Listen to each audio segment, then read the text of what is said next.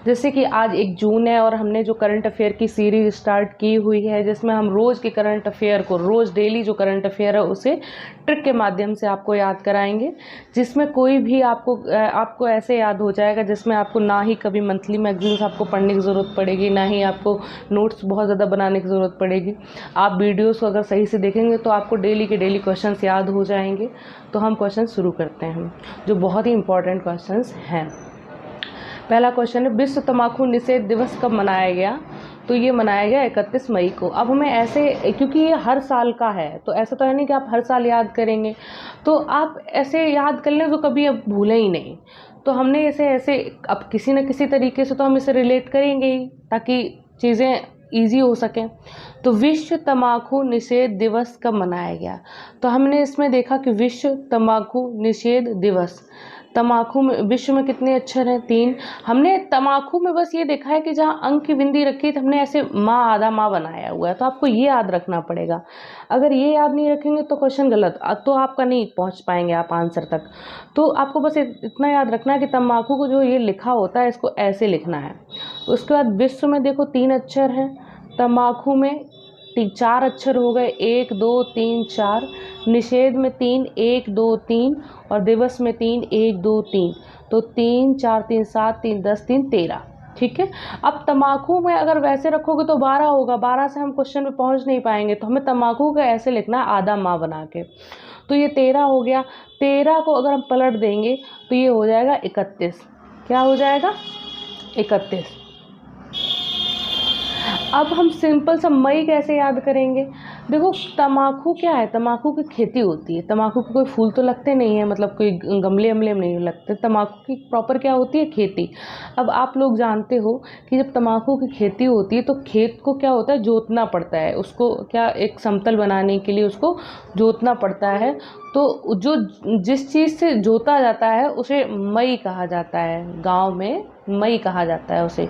तो तम्बाकू, सबसे पहले तम्बाकू का अक्षर गिनेंगे तो 13 यानी 31 पलट देंगे। और तम्बाकू की बात है, तम्बाकू की खेती होती है, यानी कि इन्हें जोता जाता है। किस चीज़ से जोता जाता है? यानी मई से जोता जाता है। तो 31 मई ऐसे याद हो जाएगा। अगला क्वेश्चन है, हम इसमें लिखते हैं बहुत सारे अलग अलग तरीके के ट्रिक लिखते हैं। अगर आप लोग सही से जैसे और भी चीज़ें पढ़ना चाहें तो आप इसे सही से पढ़िए कि कैसे। जैसे हमने इसमें एक और ट्रिक बनाई हुई है कि आप अपनी मई तक कैसे पहुंच सकते हैं। सेम वही क्वेश्चन तम्बाकू, इसमें तम्बाकू में तंबू नाम का वर्ड आ रहा है। अब जब हम कहीं तंबू कहाँ लगाते हैं? जब लोग कहीं बाहर घूमने जाते हैं पिकनिक वगैरह पे, या कोई गरीब लोग होते हैं वो लगाते हैं तंबू। तो जब गरीब लोग या बाहर लोग कहीं घूमने जाते हैं तो किसी की ज़मीन में तो अच्छी खासी पे तो लगा नहीं लेंगे, कहीं खुली जगह जहाँ पे खेत खलियान टाइप के होंगे वहीं पे तो लगाएंगे। तो ऊबड़ खाबड़ जगह को जो समतल बनाना, वो भी किससे बनाते हैं? मई से ही बनाते हैं। तो यानी कि तो भी हमें मई याद आ जाएगा। वैसे पहले वाला ज़्यादा बेटर था, तो हमने पहला वाला बताया। अगला क्वेश्चन है, 17वें मुंबई अंतर्राष्ट्रीय फिल्म महोत्सव में किसे कंट्री ऑफ फोकस चुना गया? किसे 17वें मुंबई अंतर्राष्ट्रीय फिल्म महोत्सव में कंट्री ऑफ फोकस चुना गया? अभी 51वां अंतर्राष्ट्रीय फिल्म महोत्सव हुआ तो उसमें भी कंट्री इन फोकस जो चुना गया था वो बांग्लादेश ही चुना गया था। लेकिन यहाँ 17वें मुंबई अंतर्राष्ट्रीय फिल्म महोत्सव, इसमें भी इसे ही चुना गया। तो हम इसे कैसे याद कर सकते हैं? इसका आंसर जो है बांग्लादेश है। बांग्लादेश को हम देखें तो बांग्लादेश पहले हमारा ही देश का हिस्सा था ना। तो बांग्लादेश में बांग्ला शब्द ऐसा है जो भारत की एक इंडस्ट्री को दर्शाता है। अब बांग्लादेश, आपको ऑप्शंस मिलेंगे बहुत सारे, जैसे बांग्लादेश हो गया, नेपाल हो गया, भूटान हो गया, श्रीलंका हो गया, ऐसे ऑप्शंस में मिलेंगे आपको। तो सिर्फ बांग्लादेश ही एक ऐसा देश है जिसके नाम से हमारे देश में एक इंडस्ट्री है, क्योंकि हमारा देश में भी बांग्ला है ना, बंगाल, पश्चिम बंगाल, तो हमारे देश में भी उस नाम से इंडस्ट्री है। तो यानी अगर फिल्म की बात हो रही है तो उसको मिला हुआ है फिल्म महोत्सव, जिस देश का नाम जो है, हमारी फिल्म इंडस्ट्री है जिस देश के नाम पे, तो बांग्ला के नाम से हमारी फिल्म इंडस्ट्री है, तो बांग्लादेश को ही मिला हुआ है, तो उसी पे फोकस है। और आप जानते हैं कि बांग्ला अभी फोकस जैसे आया, भाई फिल्म महोत्सव तो मिला हुआ है, फिल्म महोत्सव की बात हुई है बांग्लादेश को, लेकिन किस चीज़ के लिए मिला हुआ है? कंट्री ऑफ फोकस के लिए। तो आप जानते हैं, जैसे हमें जो लगता है कि बांग्लादेश की जो कल्चर है, जो वहाँ का पहनावा है वो लोगों को बहुत फोकस्ड बनाता है। अगर बहुत सारे लोग हों और वहाँ बांग्लादेश के थोड़ा बांग्लादेश की लेडीज़ हो तो वो उनका पहनावा ज़्यादा अच्छा लगता है, फोकस में रहता है वो। तो फोकस यानी कि 17वें मुंबई अंतर्राष्ट्रीय फिल्म महोत्सव में जो कंट्री ऑफ फोकस का चुना गया है वो बांग्लादेश को चुना गया है। अगला क्वेश्चन है, पद्मानंद झा जिनका निधन हुआ है वो कौन थे? पद्मानंद झा। अभी कुछ दिन पहले एक सत्सोनी नाम के पत्रकार का भी हुआ है, तो हमने उसकी भी ट्रिक आपको बताई थी पिछले वीडियोस में। तो आप ऐसे अगर रोज़ के रोज़ वीडियोस देखेंगे तो आपको रोज़ के रोज़ क्वेश्चन बाकायदा याद हो सकेंगे। तो क्वेश्चन है, पद्मानंद झा जिनका निधन हो गया वो कौन थे? तो वो पत्रकार थे। इसे कैसे याद करेंगे? इनका नाम देखिए, पद्मानंद। पद्मानंद यानी पद और मानद। तो यहाँ भाई पद्मानंद से हम नाम निकालेंगे पद और मानद। भाई मानद का पद देना, इसके नाम से क्या निकल रहा है? मानद का पद देना, यानी मानद की किसी को उपाधि देना। ये मानद की उपाधि क्या होती है? मानद की उपाधि किसी भी क्षेत्र में प्रभावशाली व्यक्ति को दी जाती है, ठीक है। अब आज के ज़माने में जो सबसे बड़ा चैलेंज है वो तो प्रभावशाली व्यक्ति को, तो मतलब जो सच बोलता हो या लोगों को सच दिखाता हो, यानी कि सबसे जो प्रभावशाली काम है, बहुत सारे काम है लेकिन मुझे ऐसा लगता है सबसे ज़्यादा ज़रूरी, क्योंकि देश के लिए सबसे ज़्यादा ज़रूरी होता है वो मीडिया होती है, मेन स्ट्रीम मीडिया। अगर वो सच दिखाती है तो वो सबसे ज़्यादा ऑनरेरी यानी मानद उसकी हकदार होती है। तो पद्मनंद मतलब उनके नाम में ही मानद है, पद्मानंद। पद मानद यानी मानद का पद किसे मिलता है? यानी कि जो सबसे ज़्यादा प्रभावशाली हो। और इस वक्त हमें लगता है हर देश को मेन स्ट्रीम मीडिया है उसको दिखाना सबसे ज़्यादा प्रभावशाली काम है। अगला क्वेश्चन है, किस राज्य के मुख्यमंत्री ने आयु ऐप लॉन्च किया है? तो ये है कर्नाटक। अच्छा, हमने ज़्यादातर जो भी ट्रिक बनाई है उसका एक मतलब हमने बेसिक कीवर्ड लिया हुआ है। कर्नाटक में एक वर्ड है कर्ण। कर्ण कौन थे? कर्ण जो महाभारत में कर्ण थे, तो हम उन्हीं से कहीं ना कहीं कोरिलेट कर लेते हैं। तो किस राज्य के मुख्यमंत्री ने आयु ऐप लॉन्च किया? तो आयु मतलब एज। तो आयु कर्ण की सामान्य व्यक्तियों से ज़्यादा थी। तो हमने आयु की बात हो रही है, एज की बात हो रही है, तो हम ऐसे राज्य की बात करेंगे, ऐसा राज्य हम देखेंगे जिस राज्य में आयु से रिलेटेड कुछ चीज़ें हो रही हों। तो कर्नाटक में कर्ण ऐसे हैं जिनकी भाई जो उसमें थे मतलब महाभारत के समय में थे, जिनको बोला जाता तो बहुत बलवान, बहुत तीव्र बुद्धि के और बहुत ही ज़्यादा ओजस्वी, और भगवान के प्रति के तरीके से इनका एक सम्मान था। तो आयु, भाई इनकी जो आयु की बात हो रही है, तो कर्ण अगर भगवान की बात हो रही है वहाँ पे, तो उनकी तो नॉर्मल लोगों से ज़्यादा आयु होगी ही। तो आयु ऐप जो लॉन्च किया है वो कर्नाटक ने किया हुआ है, यानी कर्ण की जो आयु थी वो लोगों से, सामान्य लोगों से सबसे ज़्यादा थी। आगे मतलब सामान्य लोगों को मतलब अब हम लोगों से ज़्यादा उस युग में ज़्यादा होती थी। किसे यूनिसेफ द्वारा प्रतिरक्षण चैंपियन पुरस्कार मिला? किसे यूनिसेफ द्वारा? तो ये मिला हुआ है आरजे उमर निशार को। ये जो आरजे उमर निशार हैं ये जम्मू कश्मीर के शायद नहीं कंफर्म, आरजे जो हैं उमर निशार ये जम्मू कश्मीर के जो आरजे हैं, और ये इनको जो मिला हुआ है यूनिसेफ द्वारा प्रतिरक्षण चैंपियन पुरस्कार मिला हुआ है। तो कैसे हम याद रखेंगे? अच्छा, यूनिसेफ को हमें लगता है कि सभी को याद होगा। यूनिसेफ जो है ये बच्चों के लिए काम करती है। तो किन बच्चों के लिए काम करती है? उन बच्चों के लिए काम करती है जो कम, और हाँ मेनली इसका फोकस जो यूनिसेफ का रहता है भुखमरी के ऊपर रहता है या लेबरी के ऊपर रहता है, कि जो बच्चों को से लोग लेबरी करवाते हैं यानी लेबर का काम कराते हैं। तो उन बच्चों के लिए इसका काम मेनली फोकस रहता है जो बच्चे कम उम्र में काम पर लगाए जाते हैं, कम उम्र में, यानी उम्र और आरजे उमर निशार, तो यहाँ से उम्र निकल के आता है। तो यूनिसेफ किन पे फोकस करती है? जो कम उम्र के बच्चे होते हैं उनको लेबरी पे लगा दिया जाता है। तो कम उम्र यानी उम्र को हम लिखेंगे उमर, और उमर से एक ही ऑप्शन है उमर निशार होगा। अगला क्वेश्चन है, बीमा रत्न नामक एक बचत बीमा योजना शुरू की गई है LIC द्वारा। तो इसे कैसे याद? हम अगले वीडियो में से कवर करेंगे, शायद हमने इसका बनाया नहीं है।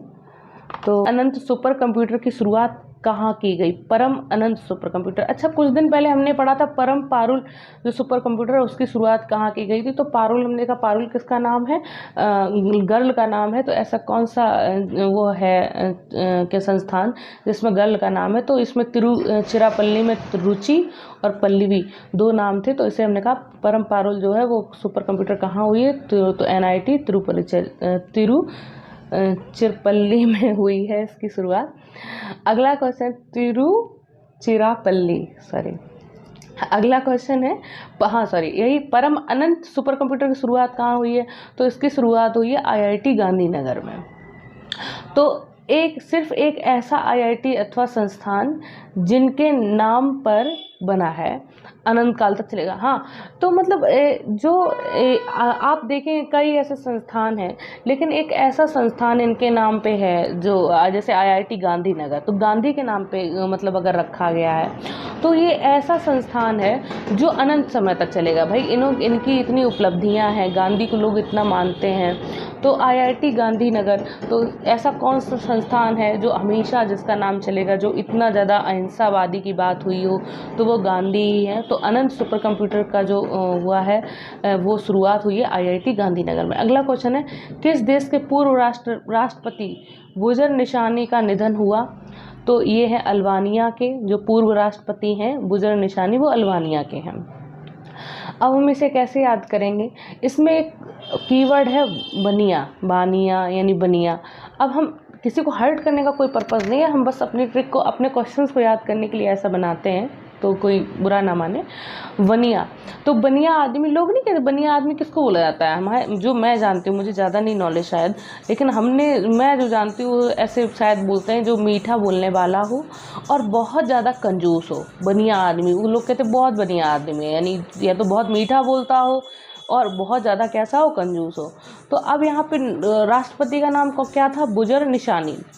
बुजुर्ग से ऐसा लग रहा है जैसे बुजुर्ग की बात हो रही हो। निशानी यानी कि जो बुजुर्ग जैसा, निशानी यानी निशानी नहीं किसी चीज़ की निशानी होती, तो जैसे ये बुजुर्ग कोई निशानी हो, बुजुर्ग की निशानी। तो जो कंजूस लोग होते हैं, जो कपड़े भी नहीं ढंग के पहनेंगे, जो बहुत ज़्यादा, जिनके पास पैसा बहुत लेकिन ठाट बाट से नहीं रहते, तो ऐसे लगता है कि कम उम्र में भी लोग ऐसे लगते हैं काफ़ी एज हो। तो बुजुर्ग की निशानी जैसी, अभी बुजुर्ग तो नहीं है लेकिन बुजुर्ग की निशानी यानी बुजुर्ग जैसे लगते हैं। तो वो आदमी कैसे हैं? बिल्कुल मतलब बहुत ही कंजूस प्रवृत्ति के आदमी हैं, जो कपड़े नहीं सही से पहनते, जो मतलब सही जिनका जो अपने अकॉर्डिंग नहीं रहते। तो यानी कि वो कैसे व्यक्ति हैं? बिल्कुल बनिया आदमी हैं। तो बुजुर्ग निशानी यानी बनिया यानी अल्बानिया। अगला क्वेश्चन है हमारा, 8वें अंतर्राष्ट्रीय योग दिवस की थीम क्या घोषित की गई है? 8वें अंतर्राष्ट्रीय योग दिवस की थीम तो ये घोषित की गई, योग फॉर ह्यूमैनिटी, योग फॉर ह्यूमैनिटी।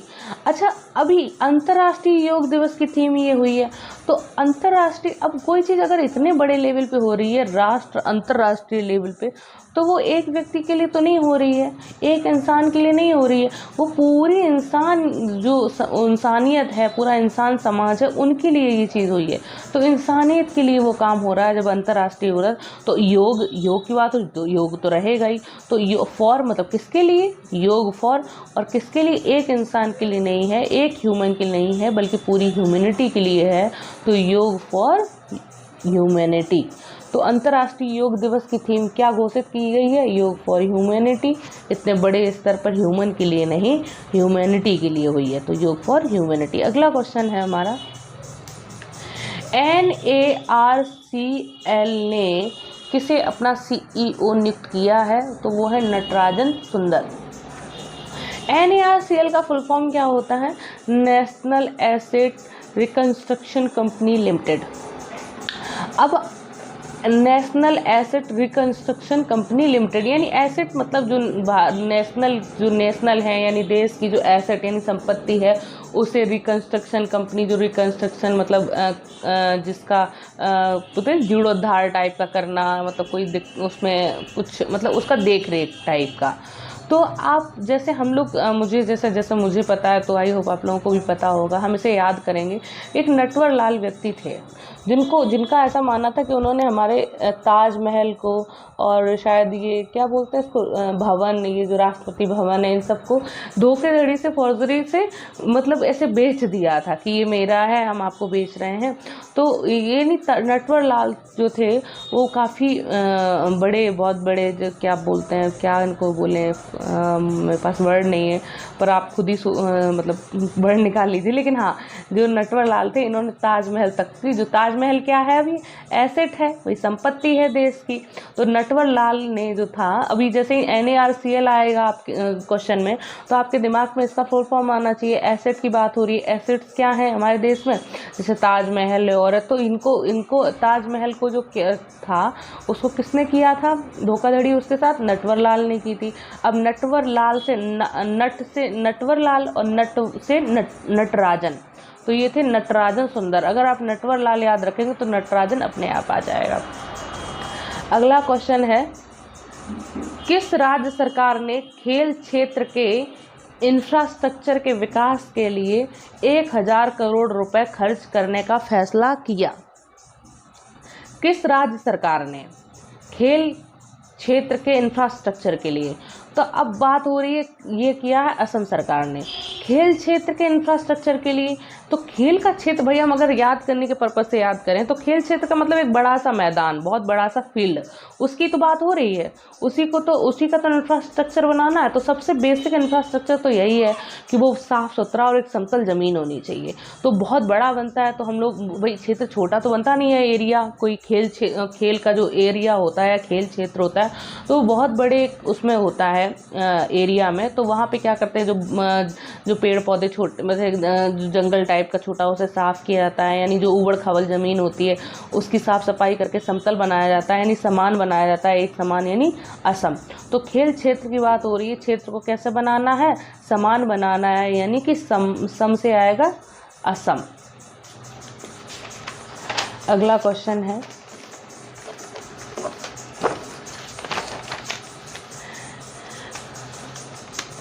किसे doctor B Shantaram lifetime achievement award से सम्मानित किया गया?